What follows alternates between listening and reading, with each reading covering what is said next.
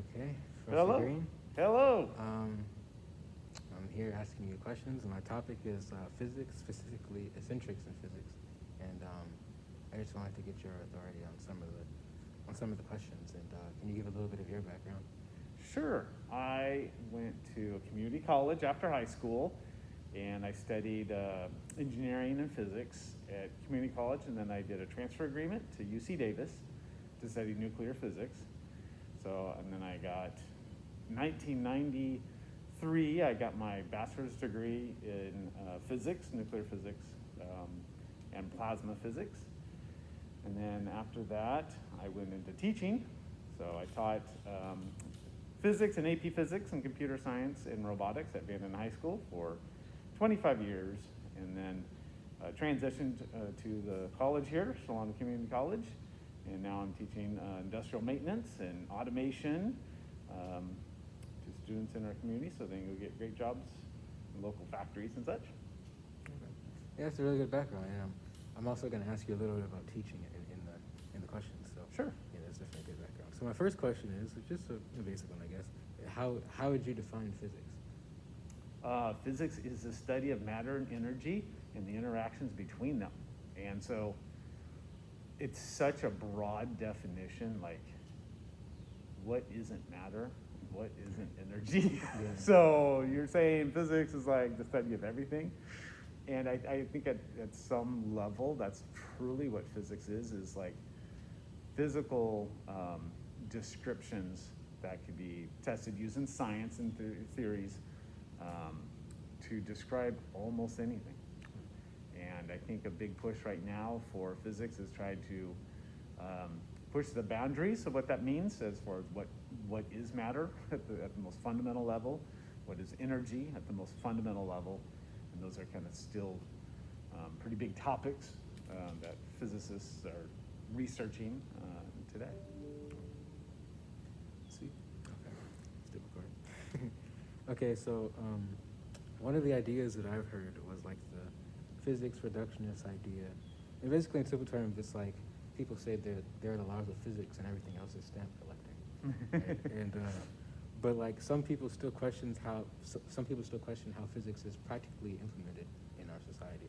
So like my question is, why do you think physics is important in our pursuit of knowledge and advancement of society?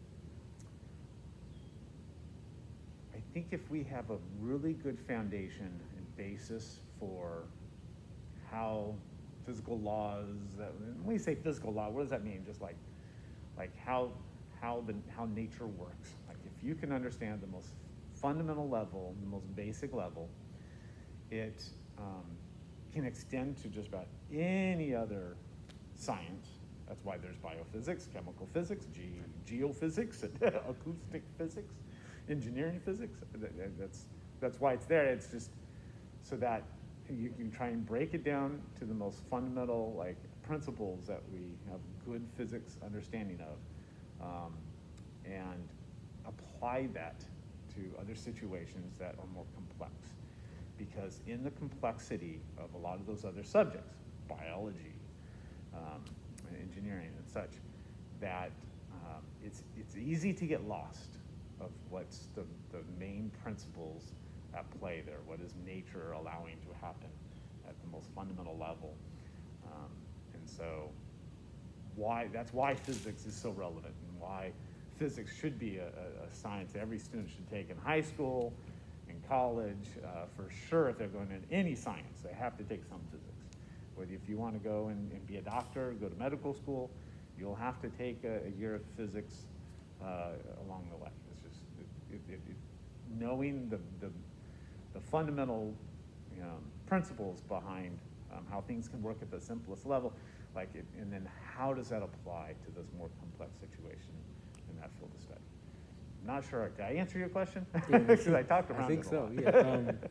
I mean, I guess one of this isn't a question on my list, but it's kind of a question that comes up for me a lot.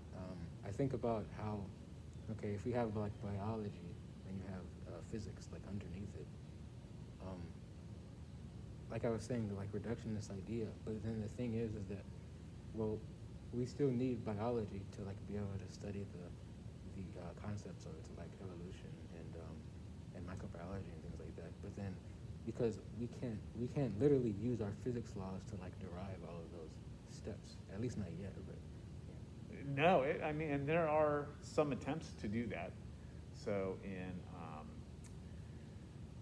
what do they call? There's an application of physics to like, gosh, I don't know if I want to call it like a statistical mechanics or computational physics. Computational physics does literally try and say, okay, here's a volume of gas that's going to interact, with something else, and let's go ahead and have a computer calculate the momentum and energy of every single molecule inside this enclosed space, and how it's going to and run the supercomputer for 10 weeks or whatever to calculate the path and trajectory of gazillions of particles.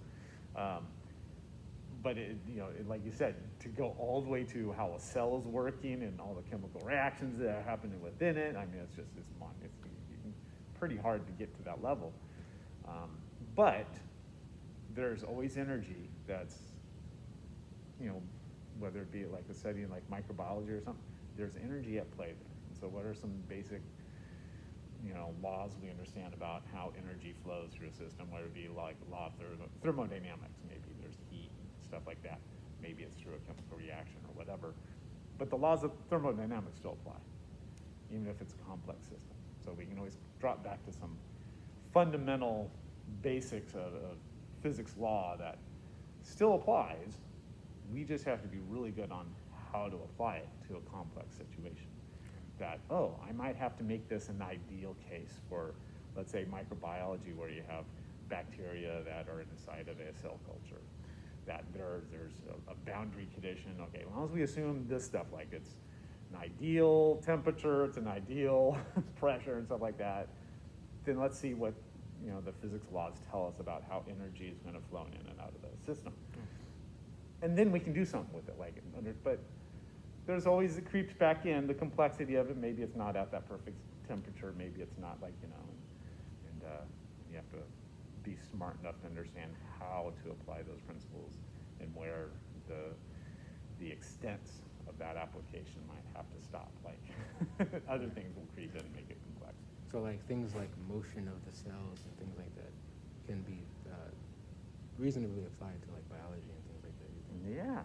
Yeah. I mean, and there's people outside that's all they do is study the biophysics of bacterium and cell cultures. Like, that's a job. That's an area of research. and they do that. Like, what's the kinetic energy component? What's the thermal energy component? So I wanted to get a little bit more insight on how you interacted with the physics community, especially while you were in academia. So I wanted to ask, what was your experience in the community as a student pursuing a physics degree? Great. In probably my sophomore year at the community college, we had a professor that was teaching physics that was recruiting students to help out on a project where they would, I want to say it's called a human-powered vehicle. Basically, it was just like, it's a bike that is very efficient, high gearing in there, and has a shell around it to make it super aerodynamic. And he was running a club and was looking for physics students to participate with that. And so that kind of tuned me into like doing something besides just the classwork and coursework and doing homework and studying for tests. Is to like start applying some of this to something practical that's used. And in that case, it was engineering. And then when I got to UC Davis, I worked with we had like a physics club, and they would have, at UC Davis, they have a picnic day where kind of like an open house.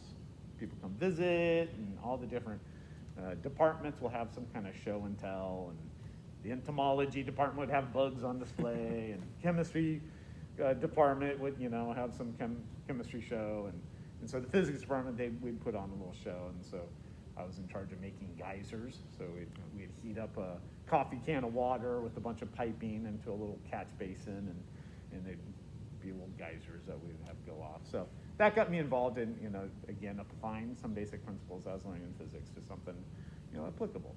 Would the chemists say that? Would the chemists say that that was their idea? Their show and tell, maybe. Yeah, no. All the departments, even the veterinarian science, they had a cow you could reach in and feel its stomach and stuff while it was there. There's some pretty interesting. If you ever go to picnic day at UC Davis, not too far away. After pandemic, maybe they'll have it again. It was pretty neat. It was a good way to get to know others in your community. So most importantly, as a student, though, it got me interacting with other students that were older than me and younger than me.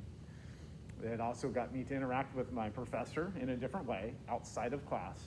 Kind of get to, work on a little project. I'd ask for some advice, stuff like that. And then that got me also comfortable by my senior year of working in a professor's lab. So it's a plasma physics research lab at UC Davis, where we studied, graduate students would study plasma, different ways, energy,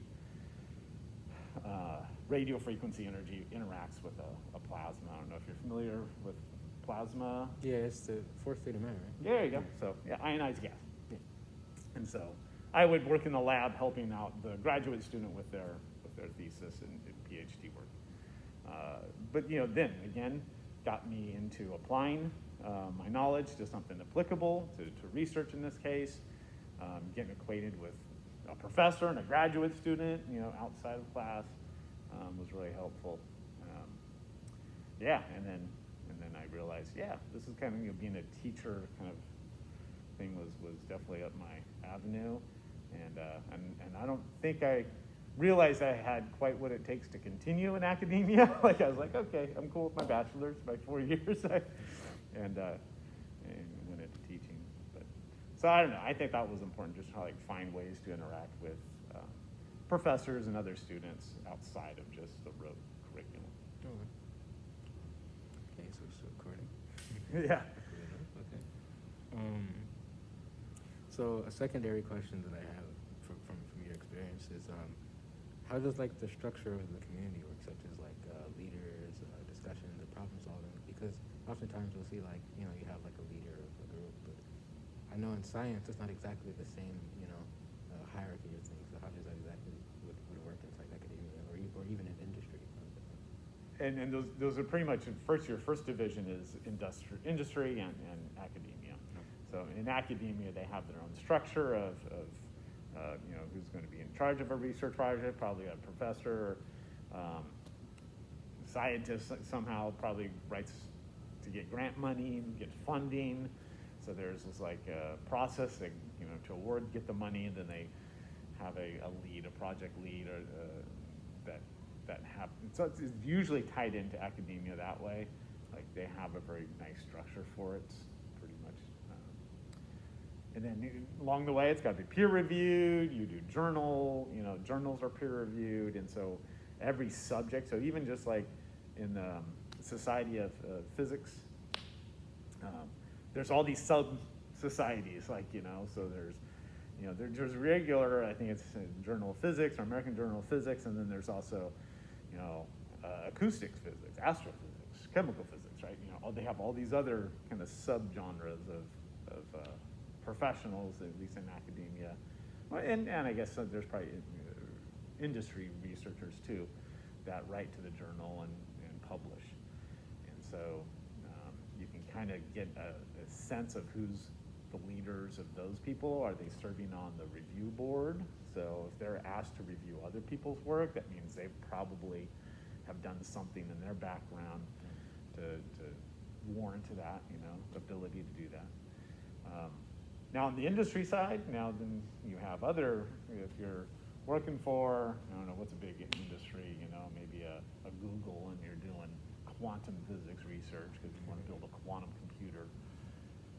Well, they probably have their own kind of structure of how they organize their team based on that company's philosophies and their management styles. Within a big company like that, they probably have a research division. There's probably some director or vice president that's in charge of maybe a research division, and they'll have research scientists, but probably have some managerial managerial roles, or some that are just pure researchers. That's all they do. So I'm not an expert in either of those, so that's just kind of from what I understand. So, in this one I wanted to ask, well, this first part is a comment, but I would say that physics, like especially like the classical versions, have like a corollary issues in the sense that like one step follows from like the previous one, kind of. But like some people would describe physics as like a abstruse, esoteric subject or something like that. But how would you rate the difficulty of teaching students physics concepts on like a scale of 1 to 10? And like how could you make that process like easier? So I'm a big full, I'm trying to remember the way to start this answer. There is, you mentioned classical physics. So if you teach it from a historical point of view of how things were thought of and, science theories and stuff were, were tested and experimented and kind of build up a knowledge over time. And that often is how we jump into a subject and teach it. Well, let's start with, Galileo Galilei, Isaac Newton, some historical people that did that. Aristotle, I guess. Aristotle, yeah, how things move, some Archimedes along the way.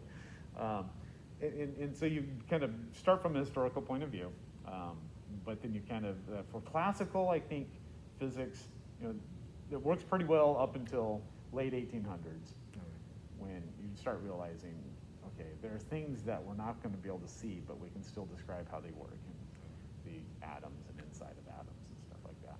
So you said about the late 19th century or 1800s? Yeah, late 1800s. When people started finding out there's these things called electrons, and early 1900s, you start to realize, okay, there's these nuclei inside of these atoms that are positively charged. They start understanding a little bit about how the atomic structure is working. And then there's this modern physics revolution that comes along in the early 1900s to mid 1900s. That include, Paul Dirac and such, that develop, a lot of this modern physics. And I think that's where people start, like you said a little bit about esoteric or hard to grasp maybe, just simply seems almost like, is this something real you're studying, or is this just some funky philosophy that you're, it's kind of like, what? Yeah, like, what do you mean quantum? You can be in two places at once. How does that work? That is hard to teach. Like, I get it. Like, and I've never tried to teach at that level. I always kind of focus more on the classic, more my forte. And it's a nice, easier way to teach because it's tangible. You can experiment with it. You can do experiments and see relationships, whether it be force and motion, electricity and magnetism. It's like, yeah, you can directly get your hands onto it and you can see and interact with it, which kind of goes into my teaching philosophy, is making sure that students not only just read about it and solve some equations, but have a chance to actually get their hands on, experiment, evaluate the results of experiment, apply it to something, build a robot, build a contraption. When you see it being applied, that usually tests a little bit about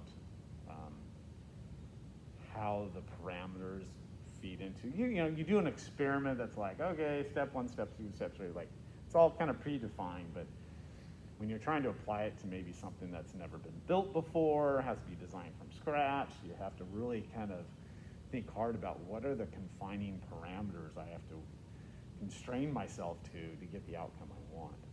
And that forces you to truly understand the physics at bay. So is that almost like I've heard the idea that the fact that we can make stuff with our physics laws, like engineering, we can make phones, we can make rockets and things. That's almost like a proof of the fact that what we know is actually real, kind of. Yeah. I mean, this past weekend I was in the desert, 2 hours north of Reno. I was flying a high-powered rocket, 8 feet tall, 40 pounds. I have 2 computers on board that tell me exactly altitude, speeds, and all that stuff.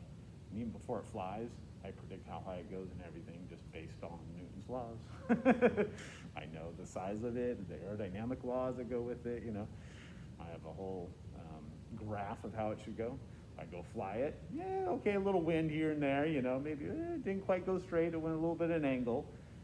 But there, I mean, it's pretty darn close, right on what the laws say it should do. So, I mean, that's how we can do all these things that we can do with whether you send something into orbit or you build a cell phone. I mean, yeah, it works.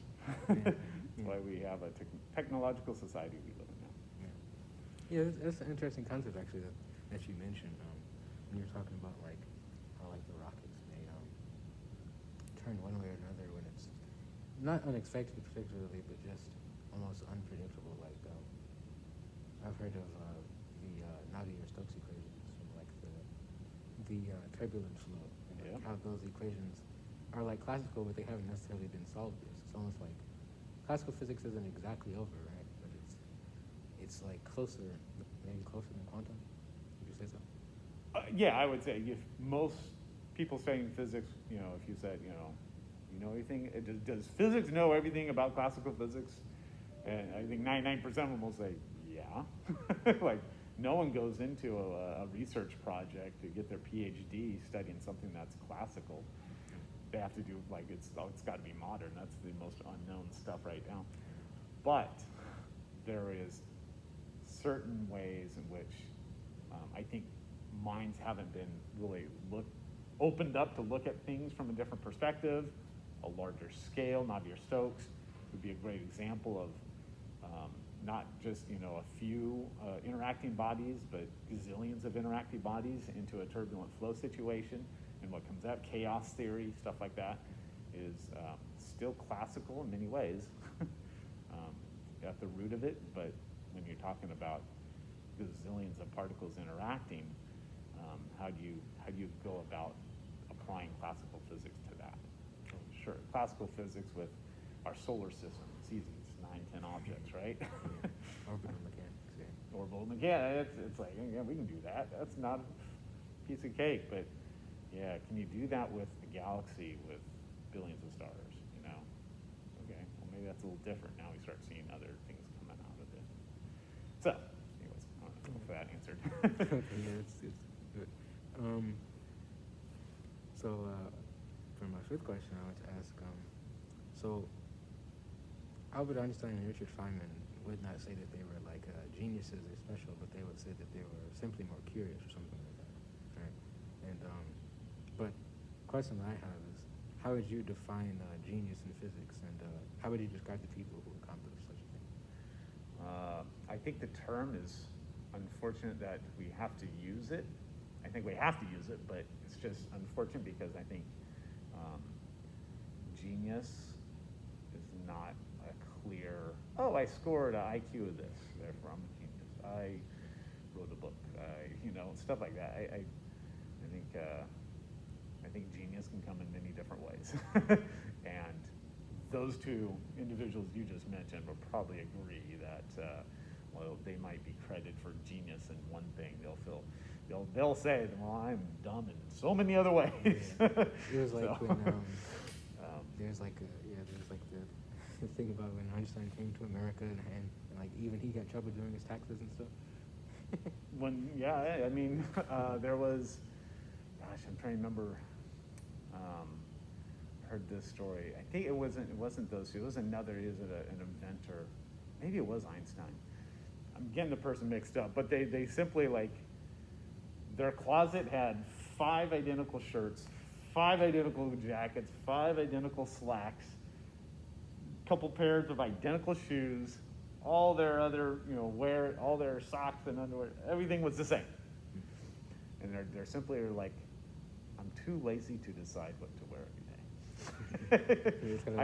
I prefer to reserve my energy for other things. Like, okay, So some might critics say like, oh, that seems kind of strange and kind of weird behavior, and oh, that's a sign of being a genius. Well, I don't know. I think it's just being a bit different in some other ways. Having little quirks is something that I think some people associate with that. I don't know. Yeah, that actually goes into my next question. It says, do you think that there could be like identifiable predictors of like genius or something like that? Like if there are parameters on genius, like if you could define that, could you say that there are predictors of it? I would like to say yes. I think 20 years ago, I'd probably say, oh, for sure, this is what people that pursue this kind of physics study or whatever, really dive into it. It's like have a deep curiosity and a focus onto some subject. Now, it could be something with computers and coding, or maybe it's diving into physical laws and researching modern physics in some way or another. But have a really, like, they would rather spend their Friday night, their head in a book or doing some research and being so curious about something that they'll shut the rest of the world out. Seems to be a pretty common thread with some of these individuals like Einstein or Tesla or whatever. But I think the older, wiser me now would say that's not necessarily true, because I see genius in some people that are also musicians and will go out and play in a band on a Friday night, and like, yet they have, I think Feynman might be a good example of that. Like, he knew how to like entertain and be a people person, and he was just a very curious soul, right? He was curious about people's behaviors and as well as like how atoms work. So it's just like, I don't know if you can just say all the geniuses are introverts and only can just do one thing. I think that's an important part of it, but I don't know. I think there's some people out there that also can explore other areas at the same time and just be just as contributing to their field of study. Yeah, I would imagine that like psychologists would probably say something like, oh, you have to have an IQ over 140 or something like that, and give that specific definition of it. Yeah, that sure helps. It's definitely more nuanced. Yeah. I've heard conflicting ideas from philosophers of science that say that revolutions in science can happen by like a select elite, or it can happen with like clearly defined revolutions, kind of like in the Thomas Kuhnian sense, or like someone who says that science can happen progressively through like concatenated experiments. Do you believe that revolutions in science and technology came progressively, or as a result of like breakthroughs by like a select few or something like that? I think it's a mix. I think there are breakthroughs that have happened. There are, and for sure it is a building up on the next step from someone else's work. They continue it on, it is a mix. There was Hans Christian Ørsted, who was teaching, I think, electricity, and when he threw a switch and had some current flowing a wire, a compass needle deflected. Okay. And it was like, okay, that's a great example of a breakthrough, because no one knew magnetism and electricity were related until some students were like sitting in class and noticed a compass needle moving back and forth every time professor flipped a switch. And it's a cool, story you could probably look up. I'm not sure how really true it is, but in that sense, it sounds like a very much of a breakthrough kind of idea. Whereas others that you follow, what the law of Kepler's laws and such. Kepler's work was built off of Tycho Brahe, so it goes through like astrophysics study and understanding motion, and Newton built off of Kepler's laws, with the law of gravity. As a very much of a progression of understanding over the span of whatever 50, 100 years. I if it was a sudden breakthrough. No. So you're saying it's almost like, okay, like Tycho Brahe, Johannes Kepler, Isaac Newton, they were all geniuses in their own right, but they're also like progressing. It's just like, okay, Isaac Newton couldn't figure out everything. Even Tycho Brahe was like, he looked at the night sky for crazy, like 40 years. Like, I'm gonna, use and they don't even have telescopes, right? Imagine my neck would hurt from that. Yeah, they're sextant and they're measuring, degrees azimuth, degrees zenith, and they'd write down 100 points of light in the night sky, 40 freaking years, and logged it.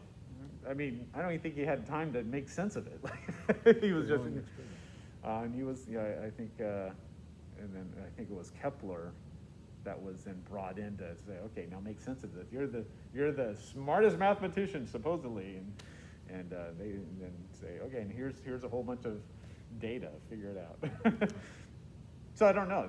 Didn't seem like Kepler's laws were a breakthrough per se. It seemed like it was took a lot of time and observation and careful study, and I think it's good evidence of really getting a lot of data together, and then maybe within that discovering. And even Kepler didn't know why planets were going around in ellipses. That's what it is. You plot it out. I got the data. Beats me why it's an ellipse and not a circle. And then Newton, then can provide some understanding behind that. But it's a good example of progression. Okay, I like that thought. So like an idea I received from looking at the theories of gravity, and how they progress in physics, was that the burden of proof is usually on the newer theory. And so Einstein's general relativity accounts for objects moving at Newtonian speeds and very high speed relative to the speed of light. So it predicts the same phenomena as the old theory, and predicts phenomena beyond Newton. So it predicted the eccentric orbit of Mercury, okay, it's 2/3 or something like that, right? Yeah. But my question is, would you say that this displacement instance is a generalizable sort of community norm in that progression? Yeah, I think everyone in the physics world or scientist kind of world, if there is a theory or presented that supplants a prior theory, it is expected that it should also explain what the other theory did on top of what it does. I mean, and that is, and every scientist is like, cool, that's just better. I've never heard of really, true scientists out there saying, oh, no, we have to stick with this one theory, and that's all, Newton's law or bust. I mean, we're not going to worry about Einstein stuff. I've actually heard that from, I don't know if you ever watched the Einstein series that he had on TV. It's it has some fictional aspects in it, of course, but it's mostly true, and it has Johannes Stark and Philip Leonard, who were in the NSDAP, the Nazi Party in Germany, and they call Einstein physics Jewish physics or something like that. So I mean, I think you see some examples of some sort of how would you say perversion of that idea. They're just the saying, scientific no, it doesn't. process. He's just a speculator. He's the actual physicist. Yes, you can find that today. I'm sure you can find some people on the edges out there, but they are not the people reviewing the journals. So I think those that are really deeply entrenched in the physics community, that's they have their process with journal reviews and publishing, and I think that's. You have to admit, something comes out that's really, and Einstein, what he proposed back then was pretty radical. Okay, well, what's your proof? Okay, great, you got some data all the way back to Brahe about Mercury. Okay, do you have some more proof? And so, luckily, there are enough people out there that are still okay, what else can we do? Let's do some atomic clocks in Harvard, let's see if there's a difference there. There was another proof they did too. Just to kind of really have the evidence, the scientific evidence to, confirm his theory, and then it wouldn't replace Newton's, just expands it. right? Yeah, so like I actually wanted to go back on like one of the things we were talking about earlier, and it sort of relates to this and like how you were talking about how it's like it was like sort of a radical theory at the time. So like the understanding of physics, especially once we get to like the modern physics and how confusing it is. So like one of the, I guess you could say, bastardizations that I've seen in physics is like, I guess they call it quantum mysticism or something like that, where it's like people would say something like, oh yeah, the universe is on my side and sort of like, I don't know, some sort of like quantum particle allows them to teleport into being two places. Or what it's like, what do you think of that that sort of ideology? It frustrates me. I think with the advent of so many sci-fi TV shows and parallel universes, well, heck, if I can't test it, then I can make up anything I want, right? Who's to say it's not happening? And it's kind of unfortunate, like you said, it's a perversion of the scientific process, which is unfortunate. And I think it leads to a lot of people giving credit to it and maybe believing in it, or putting their stake in it more than they should, because they don't understand the importance of the scientific process, that there is data that should be examined, reviewed, and other people have reviewed and criticize it and challenge it. And instead, when you start getting into the world of quantum, that, well, because this is how an electron can be in two places at one time, that means, and this huge stretch of what that means to very large macroscopic people like us, which is kind of ridiculous. But this comes back to, we have evidence, scientific experiments and data collected that kind of show electrons can be kind of in two places at once. Where's your evidence? Where's your experiments? And it's unfortunate. There's folks out there that don't see that part, like they understand the scientific process enough. But you use big fancy words, and anyone can get a PhD after the end of their name if you mail away for it, and it's a shame. Yeah, it's almost like. I wouldn't say it's like a new astrology, but it's almost kind of... Yeah, exactly. I was saying like astrology. I'm like, me growing up, it was like you had the people that believed in the astrology, and whatever was printed in the paper is determined their fate for the day. It's interesting. It's like, what I've been thinking since I was like very young, I always thought like, wait, what about twins though? We know that twins aren't, exactly alike in their personalities. So how does that one work? It's so weird. Sure. So this question I have, it's sort of talking about like, sort of philosophy of physics, I guess. It talks about the community too, and how we should try to find truth, like our epistemology sort of. So like the epistemology of physics, I guess you could call it. My question is, do you believe that physics can actually like assert physical truths to the universe, or does it like simply make like some sort of model that like asymptotically strives for it? Exactly. Okay, so your latter is a better way to describe it. I think there is folks that confuse some terms that is unfortunate, but finding truth in things or beliefs, and then how science is supposed to be done. Science undercovers and gives a model explanation for how nature works. It is not trying to understand who's behind it. It's not, that's I know people make that leap to there, but we're just simply coming up with models, equations, descriptions for what we observe in nature. And maybe as it is, like, we are continuing narrowing down, like, how much can we explain? How much can we model? And predict how nature will behave, and maybe at some point there's this thing they call like a unifying law, theory of everything. Four fundamental forces can somehow be described as one single force at some high energy. that, that'll be the grand finale or something like that. And I'm like, well, careful. I think we'll never, it's just an asymptote. We're just going to get closer to, finding ways of describing how nature works. We'll always kind of push it a little further. And I think we have to be okay of never getting there. Like, I don't think there's a finish line.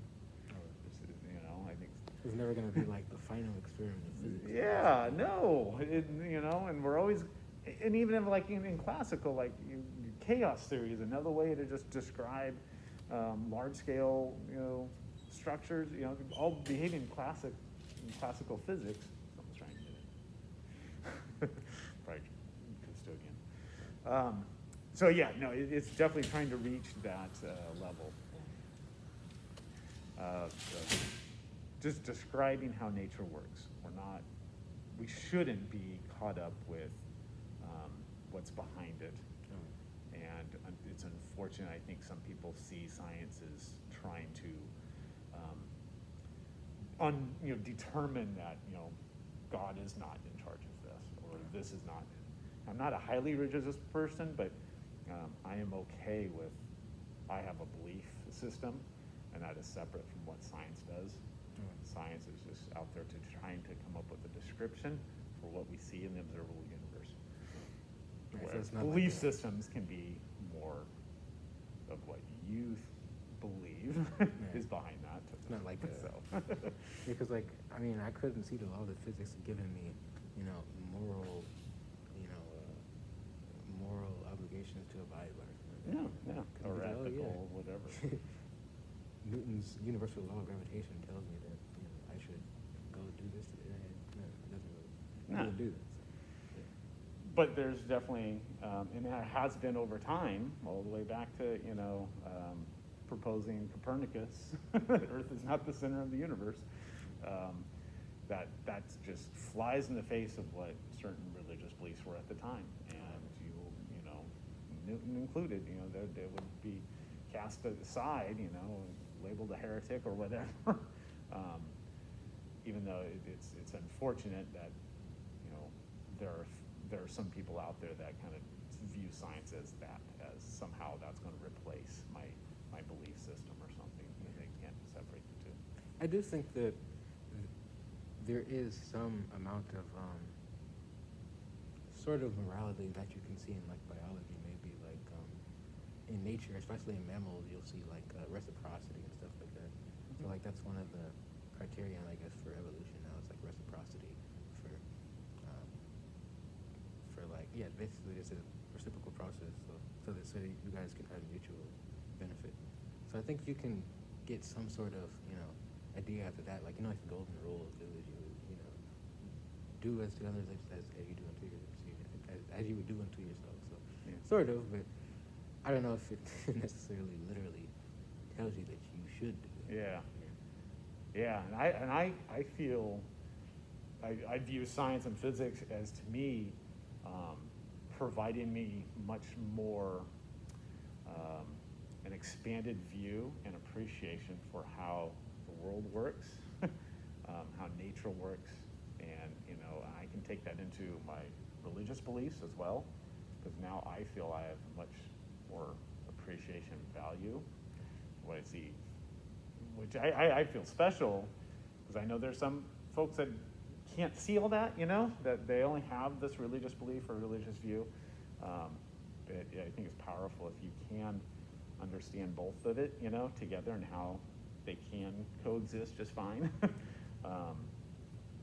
And I just see the world in many ways just as much more inclusive in that. I don't know.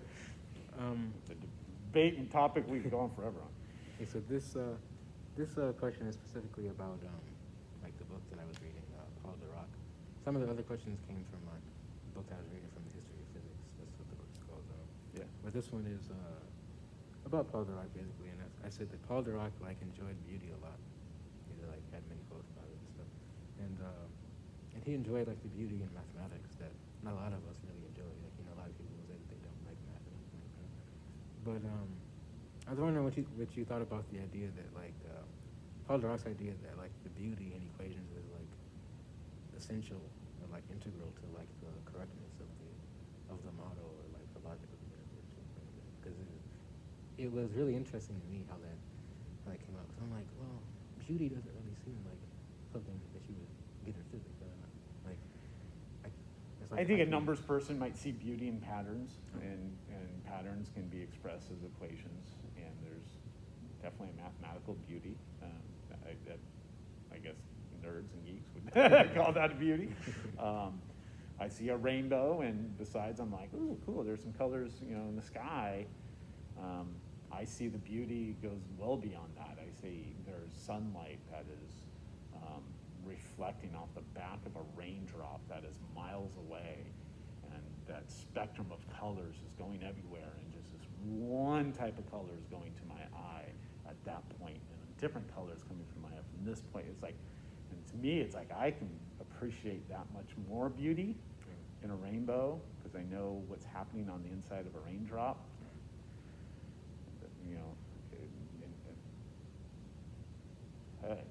See a secondary rainbow, and that just like, whoa, double reflection inside of a raindrop. But it's so special. I think it's cool. So I see beauty that way. Sure, I can put Snell's law equation in there probably too, and that's pretty beautiful, I guess. But I just think the real true beauty is having a full understanding of what you're seeing and observing every day. There was well before your time, well, maybe when you were born, there was a Fox News special. It wasn't Fox News. It was just a Fox TV special. It was about the moon hoax. That used to be a thing. I don't know. Maybe it's still going around. But now it's all about flat Earth. Space is fake. Yeah. But the show ran, and it was all about how we never went to the moon, and they had some pretty good production value, and there was no internet at that time, so it was not everyone could go online and see if they could debunk it or anything and respond. So it ran like Thursday at 8:00, like it was mainstream TV. And a lot of people watched it, and I remember teaching, and students would come in, they're like, "Did you watch that special last night? Great. We never went to the moon. Like, they have scientific evidence, but we never went. It's all a cover-up." And I'm like, what? And so, I go back, I watch it, and they propose some pretty compelling arguments. They have shots of the pictures from the moon landing of shadows going two different directions, and of course, something PhD scientist that somehow has a degree in lighting. Was the only way you could have shadows going this way and this way is to have two different lighting sources and two different lights. That means they had to be on a stage, and if you're on the moon, there's only one light source. That's the sun. And the very most the greatest thing I think is just like, go outside. If that's something you're down with, I'm like, the sun is out every day for most part. Go outside and look at some shadows. They can go different directions. That's true. From the sun, based on the geography of the landscape and hills going down this way or that way in perspective. Why don't people do that? Like, the show was so easily, not all, some of it you had to dive in a little bit deeper, but something like that where people were like, well, they said it, they have a PhD, so it's got to be true. I'm like, just go outside and look. Observe the world around us, observe nature, and if you can appreciate a little bit of the beauty that's behind what you're seeing, how you're taking in nature, I think that adds a lot of beauty and value to what's going on. Maybe you go as far as deep as mathematical equations. You call that beautiful too. I don't know. Okay. Yeah, but like, but Paul Dirac goes even deeper with it. He says like beauty in like the equations is like essential to its like correctness. Like for it to be correct, it has to be beautiful. Like I never thought that was like a physics. Yeah, sure. Reduce it down to its simplest form. I have to admit, when I was my senior year of studying physics, you get these answers, and they're like equations that have 30 terms in it. You're like, this is not right. Why would someone give you a problem it just looks ugly? Like, okay, so I get that. If you could have something that looks, simple, like Newton's law of gravitation, GM1 over r squared, right? It's so simple and defines, how or even moon fold goes. the rock equation. Fold the for rock, electron. even better, it's just so few terms. But look at Maxwell's laws. Oh yeah. That's true. Okay, well, that's all right. Look at the general theory of relativity. Sure, we can now express a tensor as but remember, a tensor is like a big matrix of equations. Right. So I'm not sure who says that the equation has to be beautiful. I think it's better to say it has to get be expressed as simply as possible. Okay. And maybe there's a beauty into how you can express. It's like the simplicity. Yeah. Okay. And that therein lies maybe some beauty in that. Okay. Feynman was phenomenal at taking a very complex idea. So let's make a diagram out of it. Let's see if we can express it with a diagram. And the complexity of what's happening is, and the equations aren't like super simple. and he had the wits and to express it in terms of a diagram that simplifies it, that makes it more understandable. There's a beauty in that. Yeah, didn't he have like the diagrams on his car and stuff too? Oh yeah, I'm sure it's famous for that. Yeah. People would ride by. Oh, yeah, that's interesting. So, it almost feels like what you were talking about earlier, like appreciating the beauty in physics and like having understanding in it. It's almost like more of a pragmatic beauty. Like it's kind of like you get a sense of satisfaction out of this. Oh yeah, it like the model works to where we can explain all this stuff, and like that's where the beauty comes from, rather than like rather than it literally sounding good or looking nice. Yeah, you show that to just anyone off the street and say, "Ooh, is this equation beautiful to you?" I have no idea what you're talking about. Intrinsically, if you get to that point, like I mentioned on a homework assignment in college, and you're like, hey, I got 30 terms here, and it's just and it is absolutely rewarding though when you take something that is page long of equations, and you do get like, okay, if I do a trig identity here, and I can put it this way, differential equation, okay, we'll solve that, and next thing you know, this 30-term equation boils down to 5 terms. I'm like, yeah, it's kind of cool, at least back then I got a real charge out of that. I felt a big source of accomplishment and kind of helping shape that into something more simpler form. But a lot of math. Okay, so this is actually, these are the last questions. Okay. So we're at 53 minutes. So pretty long conversation there.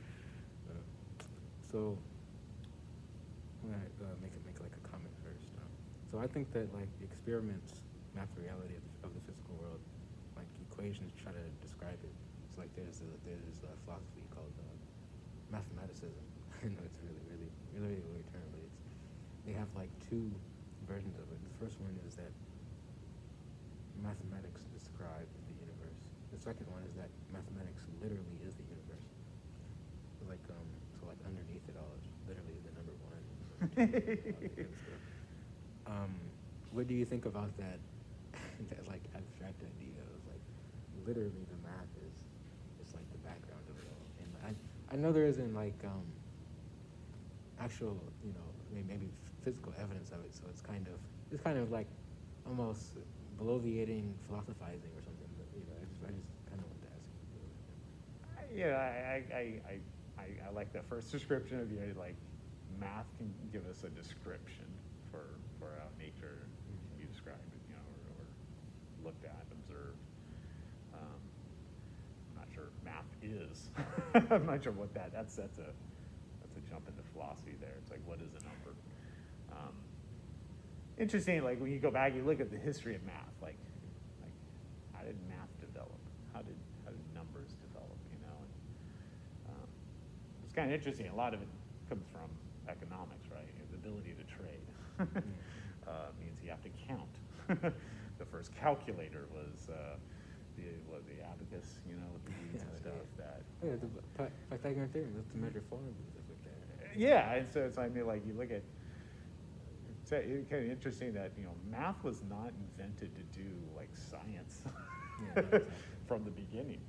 It was to make money. It was to trade. It was, you know, and then, you know, so I think I'd rather look, at least this is my philosophy a little bit, is just like math is just a tool, and we can learn all the tools in the toolbox to help us uncover and you know, and maybe get a little bit more ability to understand how nature or describe how nature is working by using tools in the toolbox like math.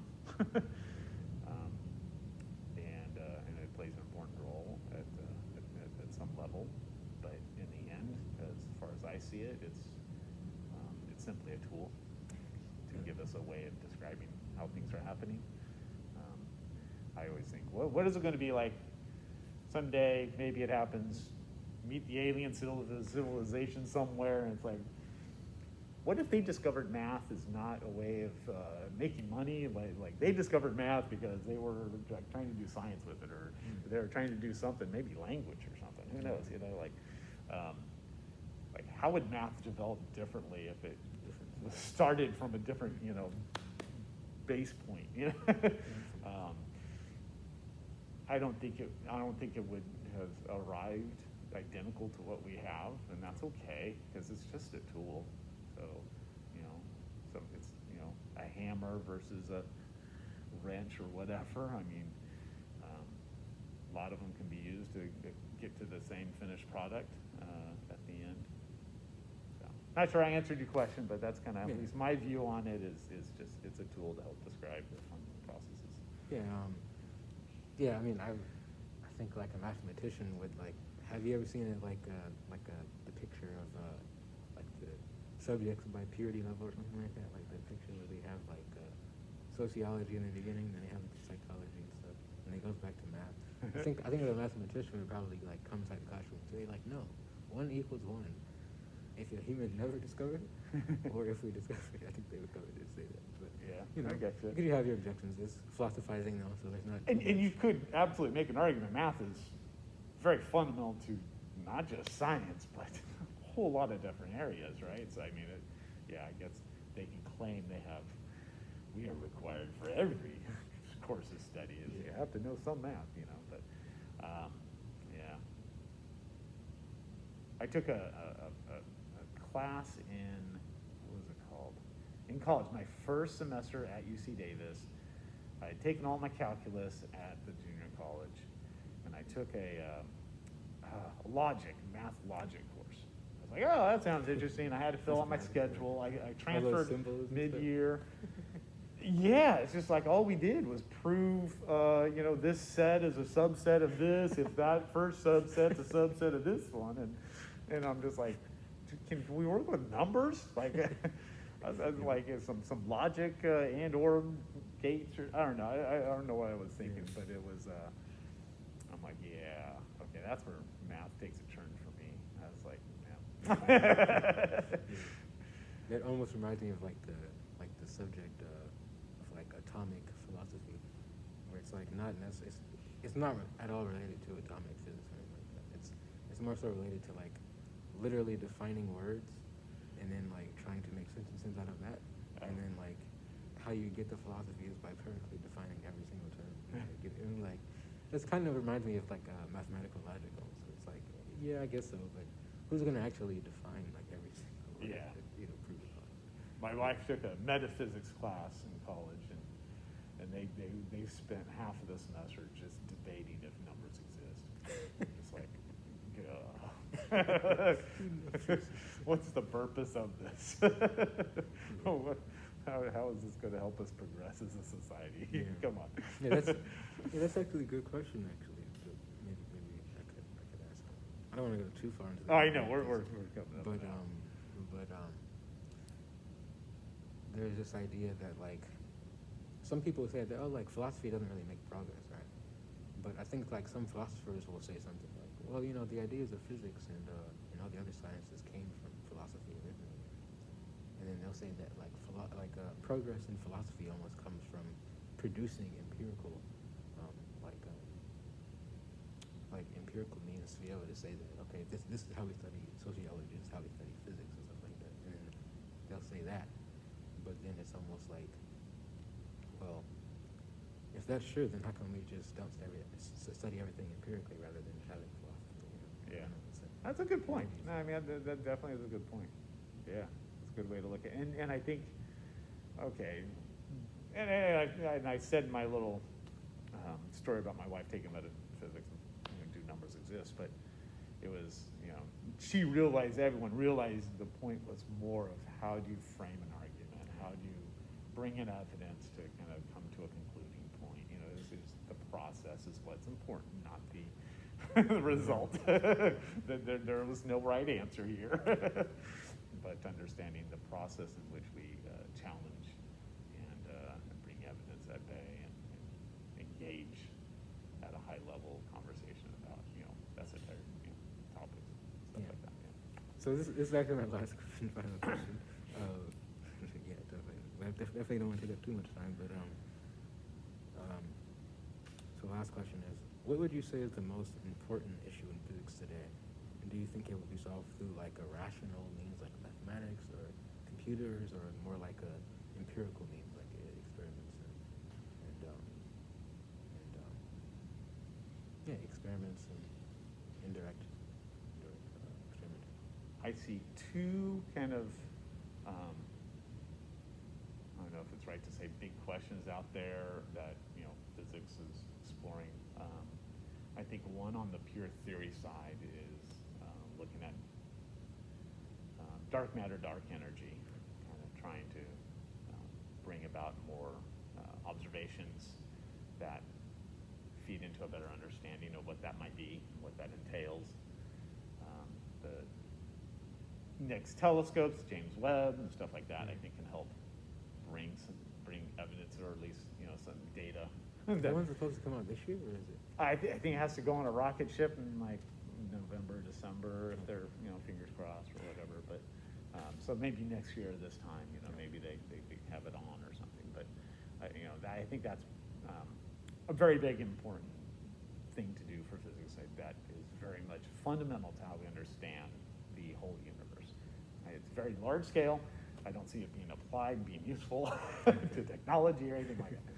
Then I have this other kind of like pressing issue at bay with physics is quantum computing, because that to me is very much technically applicable to us as a society right now, and it, just a gut feeling I have is like I think that's going to play a very important role to how technically society will progress. There's a lot of different applications that we have yet to fathom, because the new technology is going to come out of it, and we're going to see, oh wow, okay, what can we do with this? And while we struggle with I say struggle with basic automation, like a car doing self-driving is doable, but yeah, it's not I don't see that many of them around. Still might be 20 years away or something, but quantum computing can have huge impacts on automation, AI especially, and it will impact other fields of study besides just physics. Help solve things from aerodynamics to chaos theory to maybe some bio applications in genetics. Yeah, so yeah, that's kind of my two. The whole quantum computation, quantum computers side of physics, which is very applied, and of course the big theory of the universe kind of stuff with dark energy, dark matter. Yeah, I mean, I don't want to take up too much more time, but I know that like the dark energy, dark matter, it's sort of a debate, not really. Like I think most astrophysicists would say that dark energy and dark matter exist, but we have some people that are there on the modern side, but I don't really want to explore that one too much. I want to talk more about the quantum computing side. And I think like maybe most people's conception of it is more like it's more like it's sort of a faster computer, right? Like kind of like that. But I think my understanding of it is that it's supposed to be like sort of a logic gate where it says that where it like uses entanglement, where it says okay, you have these two particles in different places, and then it basically like I don't know how to describe it exactly, but because I don't really understand it, but it's just where it can basically do more calculations than a classical computer can because of its entanglement. So like, what's the actual like process of? Yeah, I don't know if I have a good description of it either. I mean, the whole thing can exist with the fact that an electron or other whatever entangled particle they use can have an infinite number of states at any given time, right? And can be coupled with something else that has an infinite number of states. But if this one state of the electron is spin up here, then that one has to be spin down because they're entangled, right? And so that speed at which that can happen is instantaneous. So now that can be a logic gate. That could be a one turning into a zero or whatever. And the fact that you can do that infinitely fast without having to pass electricity or anything like that physically in little tiny wires that yields an immense computational power. And to the fact, and now from what I understand, the type of computations it can do right now is very limited. It's really good at solving a certain type of problem. I don't know how to describe it, but the best I understand, it's like only certain types of problems can it solve. But it can take a supercomputer 10,000 years to solve this problem, but the quantum computer Google can solve it in 8 seconds. Yeah. And it's just like, I mean, so that is, not just 10 times faster. We are talking about exponential time. Like it's mind-boggling how fast that is. That it can solve something so complicated so fast. Now, but right now it's like the kind of problems you feed into it are very narrow. We can't ask it to play Minecraft faster or draw video or anything like that. It can't do that. Can it beat Gary Kasparov in chess? It can't do that yet. But that's what I see, and maybe this is the world of physics or computer science kind of, the people are finding ways to expand what these quantum computers will be able to do. And that's going to be interesting. And it's going to be cool in some ways. It's going to be able to solve some really interesting challenges and problems in our world. And then, but now it can break encryption in a second. That's not good. Darn it! I like my bank security to my phone app, So I think I've like seen like some of the government papers on it and stuff. So I guess they're trying to get advanced in the quantum computing sector. But like they say that for most operations, like there's some sort of encryption, at least like right now, that the quantum computer can't break because of they have a certain I think they say irreducibility to it or something. Yeah. Like to bits. But obviously the classical computer can't break it. But they've said that the quantum computer, especially right now, can't break it. But I feel like it's hard to predict on whether or not they'll be able to do it in the future. It's an interesting proposition. But, yeah. And maybe that's just my whole take. That's just kind of my little view of it. I think that's going to be interesting to see that kind of that application of science develop. But, yeah. So when do you think? It's absolutely my last question. When do you think that this sort of quantum computing revolution will like fully take place in like our society? Like, will it be on our phones? Will it be just in, you know, advanced facilities? Or I think in 20 to 30 years, it will play an integral role in everyone's life. I don't think it'll be on your phone. But what is on your phone? This is, I don't know, that's probably not, but things are in the cloud. This is, there's some data center that, you know, all the Google stuff goes into. It's like, okay, and so now I see in that terms, like the quantum computers aren't going to be in everyone's grips and hold. Like, it's going to be all remote. Like, Amazon's going to have theirs, and Google will have theirs, the government will have theirs. There's going to be, you know, so not everyone's going to have them. But guess what?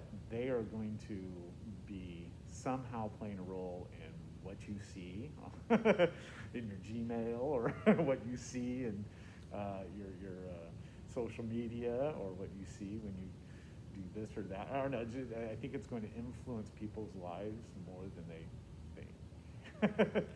And you might not even know. But I don't want to be like conspiracy theory, but I think it is going to shape some of those.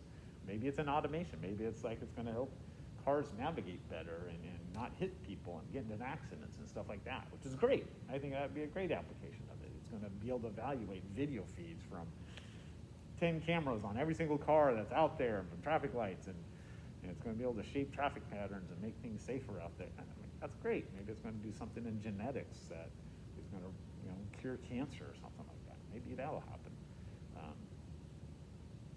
We'll see. all right. Thank you for your time. Yeah, for sure. It was fun.